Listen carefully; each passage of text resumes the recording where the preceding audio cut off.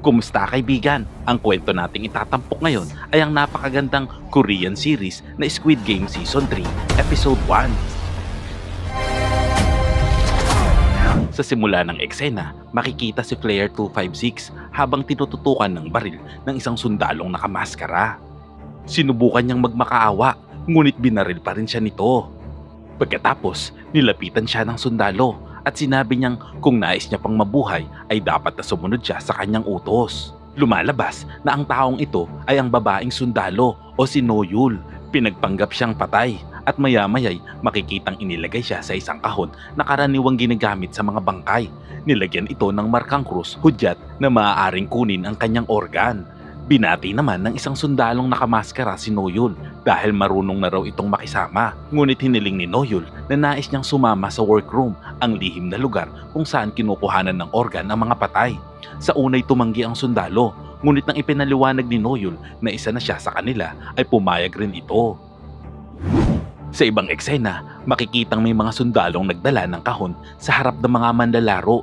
Nang buksan ito, makikita si Player 456 o si Ji-hoon na nakahiga at inakalang patay na. Ngunit nang i-check nila ang kanyang pulso, nalaman nila na buhay pa pala siya.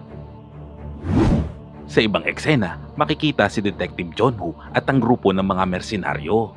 Dito ay pinag-uusapan nila ang tungkol sa pagkawala ng isa nilang kasamahan. Ngunit ayon kay Captain Park, baka nahilo ito at lumabas para sumuka, ngunit nadulas at nahulog sa dagat. Ngunit ang totoo ay siya talaga ang may pakana ng lahat. Sa ibang eksena, dahil 35 manlalaro ang namatay noong nakaraang gabi, kaya 60 na lamang ang natitira. Halos umabot na rin ng 40 billion won ang premyo, katumbas ng 660 million won bawat isa kung maghahati-hati sila. At sa mga oras na ito, magsisimula na rin ang kanilang botohan kung magpapatuloy pa ba ang laro o hindi na. Nagsimula ito kay Player 456 si Ji-hoon, ngunit tila wala siya sa kanyang sarili, kaya na-forfeit ang kanyang boto.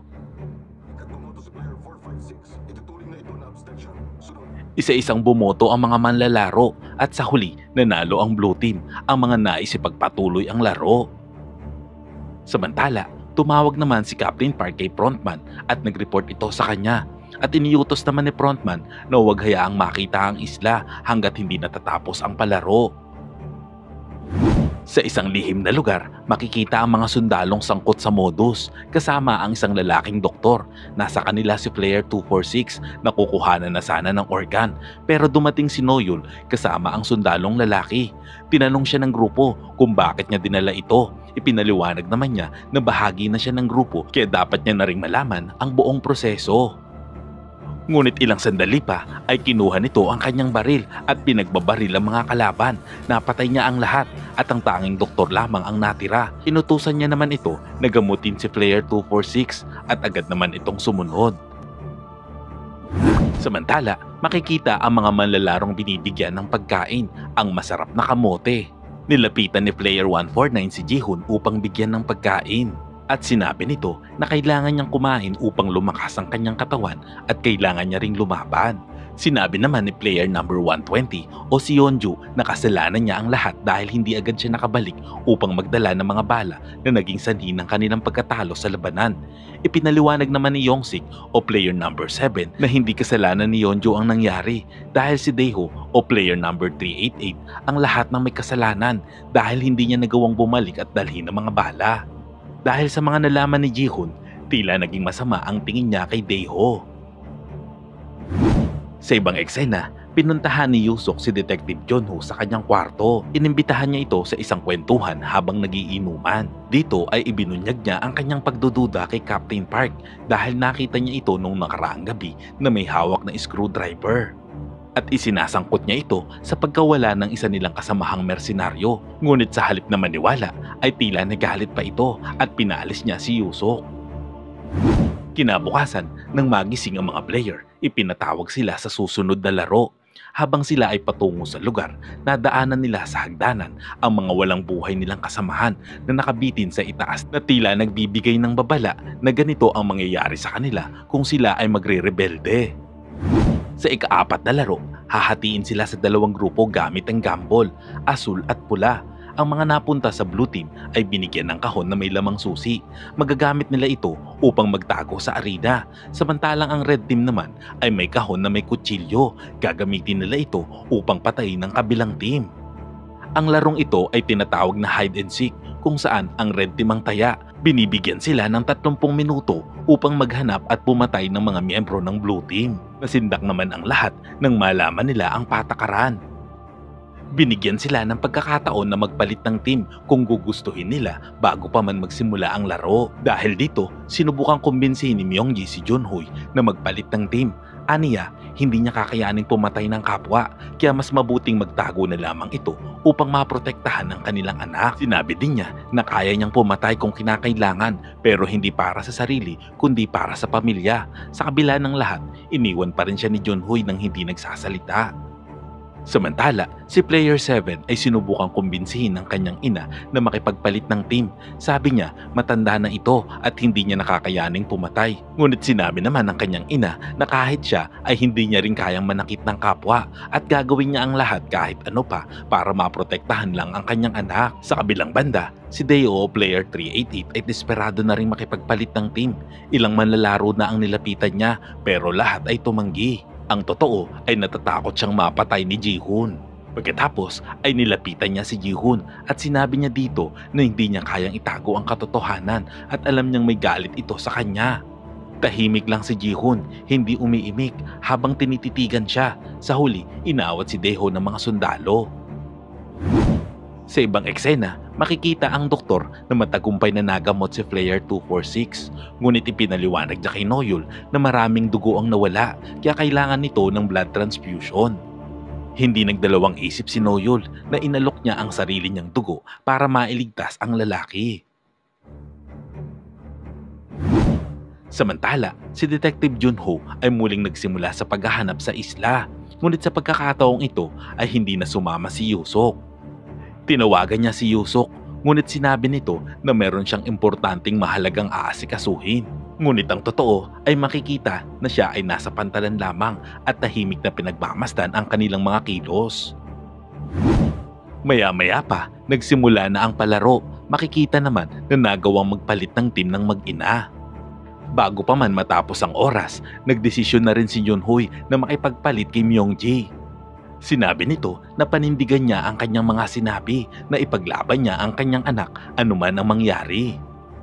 Samantala sa arena, nagsalita si Player 100 at sinabi sa mga manlalaro na magiwahiwalay sila para hanapin ang labasan at magtulungan sila upang lahat sila ay makaligtas. Pagkatapos ng anunsyo, ibinigay na ang go signal sa Red Team upang simulan na ang laro ni kamatayan.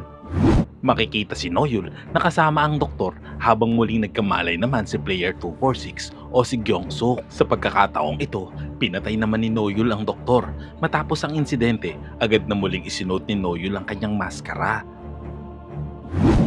Sa ibang eksena, isa-isa nang pumasok ang grupo ng Red Team sa arena upang tugisin at patayin ang mga kasabi ng Blue Team. Kasabay nito, makikita naman si Namgyu na uminom ng 2 Infinity Pills at inalok pa si Myonggi ng isa, ngunit tumanggi ito. Sa loob ng arena, takot na takot ang Blue Team na nagtatago sa iba't ibang bahagi ng silid. Si Gi-hoon na mga oras na yon ay desperadong hinahanap si Daeho na kasalukuyang naglalakad at naghahanap din ng mapapagtaguan. Sa kabilang banda, makikita naman si Madam Auring Esteyong Shaman kasama ang kanyang mga alagad na taimtim na nagdarasal upang malaman kung alin ang tamang daan. Samantala, si Player 100 o si Jongdae ay kinakabahang pumasok sa isang silid at nakita ang hagdanan paakyat. Agad niyang binuksan ng isa sa mga pinto, ngunit hindi tumugma ang hawak niyang susi. Sa hindi inaasahang pagkakataon, bumukas ang pinto at laking ginhawa niya nang malamang kakampi niya pala ang nasa likod. Maswerte namang tumugma ang susi nito kaya't sabay silang pumasok sa loob. Sa ibang eksena, makikita si Player 120 kasama ang buntis na si Player 222 at ang matandang si Player 149. Dahan-dahan silang naglakad sa pasilyo hanggang sa makarating sa isang pinto. Ngunit muli, hindi tumugma ang susi ni Player 120. Kaya't hiniram niya ang susi ni Player 222 at maswerte namang bumukas ang pinto. Napagtanto niya na kakailanganin nila ang 3 uri ng susi. bilog, paresukat at tatsulok upang makapasok sa ibang mga silid. Maswerte namang hawak nila ang bawat hugis ng susi. Kaya't nagpasya silang magsama-sama upang mas mapabilis ang kanilang pagbubukas ng mga pinto. Habang nangyayari ito, makikita ang frontman na seryosong nakamasid sa mga monitor, pinapanood ang bawat galaw ng mga player. Sa wakas, natagpuan na rin ni Ji-hoon si Dae-ho. Mabilis na tumakbo si Dae-ho upang magtago. Hinabol siya ni Gi-hoon at nang maabutan, akma niya na itong papatayin. Ngunit napansin niya na hindi ito ang tamang numero. Doon niya napagtanto, nakahawig lamang ito ni Dae-ho. Sa isa pang tagpo, makikita si Myung-ji at Namgyu na hinahabol ng isang lalaki. Mabilis itong pumasok sa loob ng silid, kaya't nag-split ang dalawa upang mapaligiran ito. Ilang sandali pa, nakita ni Myung-ji ang lalaki at inatake ito, ngunit nakapalag ito. Dumating naman si Namgyu at tinulungan siya. Sa huli, nasaksak ni Myung-ji ang lalaki sa tagiliran. Nagmakaawa ang lalaki na huwag siyang patayin. Papatayin na sana siya ni Namgyu, ngunit inawat naman siya ni Myung-ji. Sinabi nitong kapag pinatay ni Namgyu ang lalaki, siya lang ang makakapasa sa laro habang si Myung-ji ay hindi. Nag-alok si Namgyu na tutulungan siya sa susunod na pagpatay, ngunit hindi siya pinagkatiwalaan ni Myung-ji kaya't nagdesisyon sila na patayin ito ng sabay. Patuloy ang habulan at taguan ng mga manlalaro, umaasang maililigtas nila ang kanilang mga sarili. Samantala, ang grupo ni Yeonju ay patuloy na nagtatago sa iba't ibang silid hanggang sa makakita sila ng hagdan at mabilis na umakyat, ngunit sa kasamaang palad, nadula si Junhee at nahulog sa hagdan. Ilang sandali pa, isang lalaki na nakasuot ng pulang uniforme ang dumating at naghanda upang patayin ang isa sa kanila. Ngunit hindi pumayag si Yeonju na masaktan ang kanyang mga kasama kaya't buong tapang niyang hinarap ang lalaki. Nagkaroon sila ng matinding labanan. Mabuti na lamang at bihasa si Yeonju sa martial arts kaya't napatumba niya ito. Sa huli, nagawa niyang saksakin ito sa dibdib dahilan upang mawalan ito ng buhay. Samantala, makikita si Player 100 o si Jeondae na nakasilip sa isang pinto na may triangle keyhole. Tinawag niya ang kanyang kasama upang subukang buksan ito gamit ang kanilang susi. Ngunit pagpasok nila sa loob, tumambad sa kanila ang isang babaeng nakapula. Sa gulat at takot, itinulak ni Jeondae ang kanyang kasamang lalaki papalapit sa babae dahilan upang ito ang mapatay. Kinuha niya ang susi ng kasamahan at agad na tumakbo palayo. Sa mga oras na ito, unti-unti nang nauubos ang blue team. Lalong humihigpit ang labanan at tumitindi ang tensyon. Si Namgyu at Myung-ji ay nakapatay muli ng isa pang kalaban at sa wakas pareho na silang opisyal na nakapasa sa laro. Samantala, narinig ni Junhee ang balitang nakapasa si Myung-ji. Umaasa siya na babalikan siya nito upang iligtas. Ngunit habang puno siya ng pag-asa, si Namgyu naman ay patuloy na hinihikayat si Myung-ji na pumatay pa ng mas maraming miyembro ng Blue Team. Ayon sa kanya, sa bawat pagpatay nila, nababawasan ang papatayin ng Red Team na maaaring magdulot ng self-elimination sa kanilang panig at mas malaki ang kanilang magiging premyo. Sa ibang eksena, nakita ni Ji-hoon ang bangkay ng lalaking kamukha ni Dae-ho na ngayon ay wala ng buhay, ngunit hindi siya napanatag. Isa lang ang nais ni Ji-hoon, ang tunay na Dae-ho, siya lang ang gusto niyang patayin. Patuloy ang habulan at karahasan sa loob ng pasilyo. Isang lalaking Red Team ang mabilis na humabol kay Dae-ho. Nahuli siya nito sa may hagdanan at agad siyang sinaksak sa binti. Sa kabila ng sakit, nagawa ni Dae-ho na makipaglaban. Sa huli, natalo niya ito at itinulak pababa ng hagdan. Pumalik ang eksena sa grupo ni Yeonju. Nakahanap sila ng isang silid na maaaring pagtaguan. Agad na tinignan ni Yeonju ang kondisyon ni Junhee. Doon niya napansin na nabalian ito ng bukong-bukong. Iminungkahi niya na manatili na lamang muna sila roon habang hinahanap niya ang daan palabas. Ngunit tumanggi si Junhee. Buang loob niya na iwan na siya ng dalawa dahil ayaw niyang maging pabigat. Dito na nagsalita ang matanda. Anya, si Yeonju na lamang ang dapat na magtungo sa exit at siya na lamang ang sasama kay Junhee upang alagaan ito. Ngunit bago pa sila makakilos, biglang pumutok ang panubigan ni Junhee. Hudyat na ito ay malapit ng manganak. Samantala, sa iba pang eksena, makikita si Yongsik na palihim na gumagalaw sa isang silid. Naghahanap siya ng miyembro ng Blue Team upang patayin. Pumasok siya sa isang silid matapos makarinig ng iyak. Sinunggaban siya nito at inatake. Naglaban sila ng matindi at nang akmang papatay na si Yongsik, biglang dumating ang isa pang lalaking nakapula at swerteng pinatay nito ang lalaking umaatake sa kanya. Samantala, makikita si Junhee na nakapwesto na at handa ng manganak. Hinawakan naman ni Yeonju ang kamay ni Junhee upang bigyan ito ng lakas ng loob habang patuloy itong umiiri. Samantala, ang matanda ay handa na sa paglabas ng sanggol, kalmado pero alerto sa bawat galaw. Habang nangyayari ito, patuloy na naghahanap ng exit door ang ibang grupo. Ilang sandali pa, sinubukan nilang buksan ang isang pinto. Pagbukas ng pinto, nauna si Shaman sa pagpasok. Ngunit ilang hakbang pa lang ay bigla itong umatras at iniwan ang kanyang mga kasama. Mula sa dilim, lumabas si Myungji at Namgyu na walang awang pinagpapatay ang iba pang mga kasamahan. Habang tumatakas si Shaman, nabangga niya si Daeho na siya rin kasalukuyang tumatakas. Paakyat na sana siya ng hagdan nang makita niya si Jihoon. Galit na galit itong lumapit sa kanya, ngunit bago pa siya atakihin nito, itinuro ni Shaman kay Jihoon kung saan matatagpuan si Daeho. Sa halip na saktan siya, agad itong tumakbo palayo upang hanapin si Daeho. Sa mga sandaling iyon, kasalukuyang umiiri si Junhee malapit nang lumabas ang sanggol. Ngunit sa isang napakatahimik na saglit, nagulat si Shaman nang biglang may nagsalita sa kanyang likuran.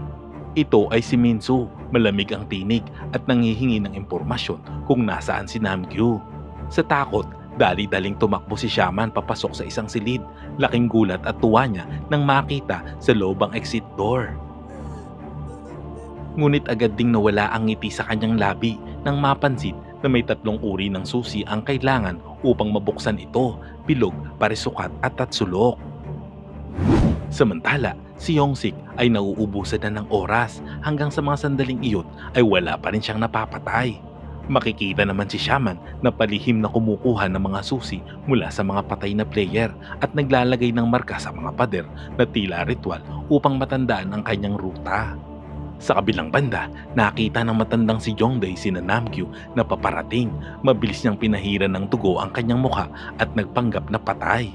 Akmang sasaksakin na sana siya ni Namgyu upang siguraduhin ang kanyang kamatayan, ngunit pinigilan naman siya ni Myungji. Ilang sandali pa, dumating si Shaman at tinangkang kunin ang kanyang mga susi. Dahil dito, napilitan si Jongdae na dumilat. Sinabi ni Shaman na alam niya kung nasaan ang exit door, kaya't walang pag-aalinlangan na sumama si Jongdae sa kanya. Sa kabilang eksena, tuluyan nang nanganak si Junhee ng isang sanggol na babae. Maingat na inabot ng matanda ang bata kay Yeonju. Agad itong pinutol ang pusod gamit ang matalim na bahagi ng kanyang kagamitan. Saglit silang napatigil, masaya at luhaan habang pinagmamasdan ang sanggol sa gitna ng kaguluhan. Ngunit hindi pa natatapos ang panganib. Dumating ang isang lalaking nakapula at tinangka silang patayin. Hindi naman umatras si Yeonju. Sa halip, matapang niyang hinarap ang kalaban at muling nakipagbakbakan para protektahan ang kanyang mga kasama at ang bagong silang na sanggol. Nagpatuloy ang matinding labanan. Hawak ang kutsilyo, hinarap ni Yeonju ang kalaban. Kahit hirap na at sugatan, ginawa niya ang lahat upang protektahan ang kanyang mga kaibigan. Ilang beses siyang tinamaan, nasaksak pa siya sa binti ngunit hindi siya nagpatinag. Sa gitna ng labanan, nakarating sila sa isang silid at doon niya tuluyang napatumba at napatay ang lalaki.